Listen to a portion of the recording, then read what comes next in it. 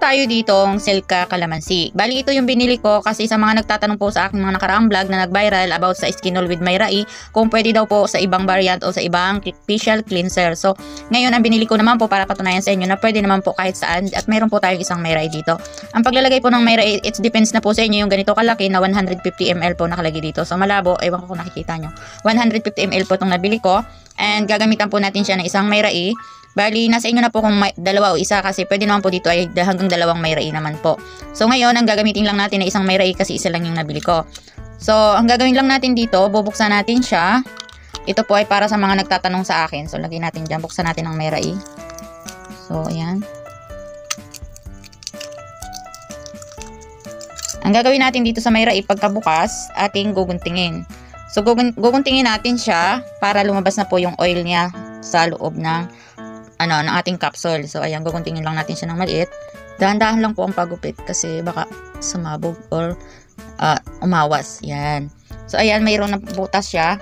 Ang gagawin natin, ipipiga lang natin siya dito. Ayan. Piniga ko po siya, tinanggal ko dito sa capsule para naman po mas mabilis yung pagsama natin sa ating Silka. Ayan. So, kung makikita nyo, nakasama na siya. So, takpan lang natin siya. Ayan. Galug-galugin lang natin siya para sumama na siya. Maganda po ito para sa mukha natin, especially sa may mga tagyawat or mga pimples. Pwede nyo pong gamitin siya.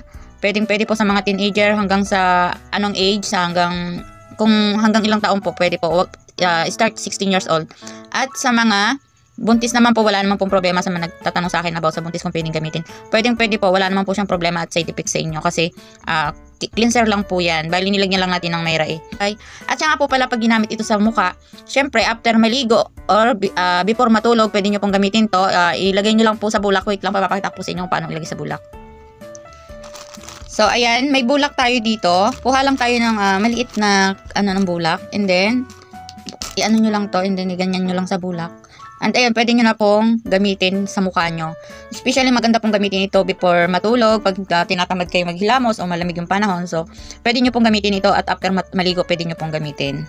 So, ayan lang po. At sa mga nagkagusto po sa aking video, pwede nyo pong i-share to sa iba. And like and follow, follow na rin po sa aking page. Bye-bye! Thank you for watching.